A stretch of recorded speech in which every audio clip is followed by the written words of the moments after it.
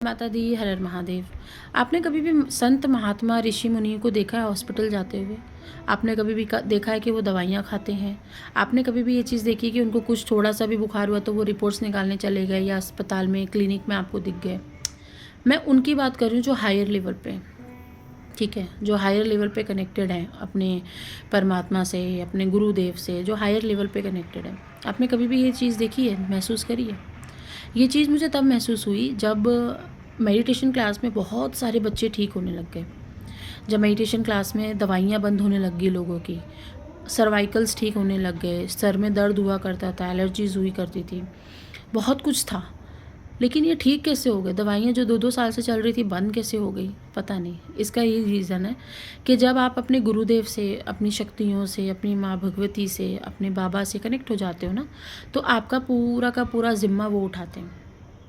मेरे पास बहुत सारे सेशंस आते हैं जो कहते हैं कि मैं बहुत बड़ा साधक हूँ, मैंने 2.5 लाख जाप किया, मैंने ये कर लिया, वो कर लिया, लेकिन फिर भी मेरी ना दवाइयाँ बंद नहीं हो रही हैं। मेरे को ना डॉक्टर्स के पास बार-बार जाना पड़ता है, जिसकी वजह से मेरी सारी जो सेविंग्स से ख़त्म होती जा रही हैं। पैसे पानी की जितनी भी दिक्कतें शुरू हो गई हैं। और ऐसे बहुत सारे बच्चे भी आए जो जुड़ने के बाद ही उनके जो बहुत बड़े-बड़े ऑपरेशंस थे वो रुक गए। ये इसलिए हुआ, वैसे ही महात्मा लोगों का है और वैसे भी मैं आपको भी कह रही हूँ। आपका जो भी गुरुदेव हैं, आपके जो भी इष्ट देव हैं, आपके जो भी परमात्मा से आपका लगन है, लगाव है, आप बिल्कुल मत छोड़िए। आपको नहीं पता है कि आपकी बीमारी क्या, आपका मुक्ति क्या, यहाँ तक कि आपकी मोक्ष की जर्नी भी वो ही तय कर रहे हैं। उनको ही पता है कि कैसे आपको कहाँ मोड़ना है, कितना मोड़ना है, किसके सामने कितना बुलवाना है, सब कुछ पता है। जो महात्मा ऋषि मुनि है ना, वो अपने गुरुदेव का दिन भर चिंतन करते हैं, ध्यान करते हैं, बाबा को बुलाते हैं, माँ को याद करते हैं, पूजाएं करते हैं। अभी भी मुझे कुछ हो जाए ना, मैं बस बैठ जाऊंगी माँ भगवती के सामने, ठीक कर देती हैं वो। तो कहने का तात्पर्य इतना ही है, जो आजकल हम हॉस्पिटल्स में लोगों को देख रहे हैं कि इतना क्राउड हो गया है, एमआरआई निकलवा रहे हैं, बड़ी बड़ी रिपोर्ट्स निकलवा रहे हैं, ऐसी ऐसी मशीनें में डाला जा रहा है इंसानों को कि जहाँ से हो सकता है मशीन भी उनको कहीं ना कहीं डैमेज कर रही होंगी बॉडी को। तो मेरा कहना इतना ही है कि जो हॉस्पिटल्स में अगर आप भी चक्कर काट रहे हो या आपके घर का कोई ऐसा व्यक्ति है जो बहुत ज़्यादा चक्कर काट रहा है, दवाइयाँ खा रहा है, चेक कराओ उसकी भक्ति कितनी अच्छी है, उसके ऊपर कोई नेगेटिविटी है या नहीं, क्योंकि हर एक बीमारी का एक नेगेटिव दैत्य तैयार है। नेगेटिविटी को एक दैत्य ही चला रहा है और एक दैत्य ही आपको बीमारी भी दे रहा है। साधु संतों के अंदर भी बीमारियां होती हैं, मैं मना नहीं कर रही हूँ, होती हैं, लेकिन उनको कभी भी दवाइयाँ नहीं खानी पड़ती। मुझे भी बहुत दिक्कतें होती हैं, लेकिन एक दिन से ज़्यादा नहीं होती हैं।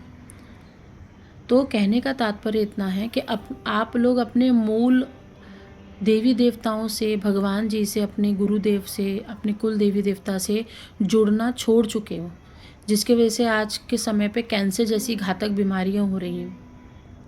हाँ, एकमात्र ये हमारा हो सकता है कि मुक्ति और मोक्ष की तरफ ले जाने के लिए बीमारियां दे दी जाती हैं, लेकिन वो बीमारी इतनी ज़्यादा संतुष्ट होती हैं कि हमें पता है कि इस बीमारी से हमें मरना है, और जब तक हम मरेंगे नहीं तब तक हमारा कल्याण नहीं होगा, तब तक हमारा मोक्ष नहीं होगा। तो बीमारी से मौतें होती हैं। बहुत सारे साधु संत समाधि भी लेते हैं, आपने देखा होगा। बहुत सारे साधु संत बीमारियों से भी ख़त्म होते हैं, आपने ये भी देखा होगा। लेकिन उनको पता है कि उनका कहीं ना कहीं पिछले जन्म का, पास्ट लाइफ का कर्म था, वो इस बीमारी से मरेंगे, लेकिन इससे उनका मोक्ष नहीं रुक जाएगा, उससे उनका मुक्ति नहीं रुक जाएगा। तो कहने का मतलब ये है कि अपने मूल जड़ को पहचानो। बड़े बड़े साधु संत कितना भी कुछ भी हो जाए भगवान को याद करते हैं और ठीक हो जाते हैं, लेकिन आजकल के लोग क्या कर रहे हैं, लाखों रुपए जाने दो मेडिकल में, लाखों रुपए जाने दो ट्रीटमेंट्स में, हमारा बेटा बहुत कमाता है वो दे देगा, हमने संपत्ति बना रखी उससे हम दे देंगे। लेकिन क्या आपको मालूम है कि एक नॉर्मल आपके जाप से, आपको पता है एक नॉर्मल गुरु के संरक्षण में जाने से, या आपको एक तपस्या करने से, आपको मालूम नहीं है कि आप कितनी बड़ी घातक बीमारी से बच सकते हो। बीमारी से बचना है, अपने घर वालों को इंस्पायर करिए। दिस इज़ द 2026 चल रहा है अभी। घर वालों को अवेयर करिए, सही पाठ पूजा करना सिखाएं। सिर्फ माला लेके बस जपने के से कुछ नहीं होगा। सही तरीके से पाठ पूजा करें, गुरु परिवार से जुड़ें, गुरु के पास जाएं, जितना हो सकता है गुरु सानिध्य में रहें। आपकी एक तो सेविंग्स भी बचेगी, लाखों रुपए जाने से भी बचेंगे। इनफैक्ट आपके पूरे खानदान वाले बचेंगे, आपका पैसा बचेगा, आपके जो दर्द होता है एक बीमारी का वो भी आप दर्द से बचेंगे। मतलब कह नहीं सकते, इतनी प्रगति होती है साधना से, तपस्या से। कोई दिन मत छोड़िए, साधना करते रहिए, गुरुदेव का चिंतन करते रहिए, ध्यान करते रहिए। अगर आप सच में दिल से भगत हो, सच में दिल से कह रही हूँ, सिर्फ माला और चोला धारण करने से नहीं भगत कहलाओगे।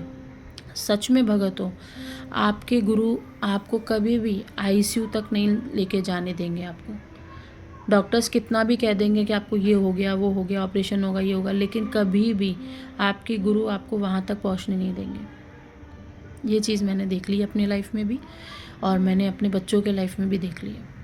तो जितना हो सकता है गुरु परिवार से कनेक्टेड रहो। हाँ, हो सकता है आपका अहंकार है, आप अहंकारी हो, आप वहाँ तक नहीं जा पा रहे हो, आपके अंदर बहुत अहंकार है, तो आप गुरु परिवार से नहीं जुड़ोगे। आप बोलोगे नहीं नहीं, अभी तो साइंस बहुत डेवलप कर लिया है साइंस ने, और सब कुछ प्राप्त कर सकता है। इतना याद रख लेना, प्रलय आने वाला है, ये सबसे पहले आध्यात्मिक लोगों को मालूम पड़ता है, साइंस को नहीं मालूम पड़ता। इतना ध्यान रखना। इसीलिए जितने भी लोग स्पिरिचुअल लाइन में हैं और आपको जिस पे भरोसा है उसके साथ जुड़ के रहिए। आपके पूरी परिवार की बीमारी चली जाएगी, आपके घर में खुशियाँ आने लग जाएंगी, कुल देवी प्रसन्न होगी, आपके घर में बरकत होगी। जय माता दी।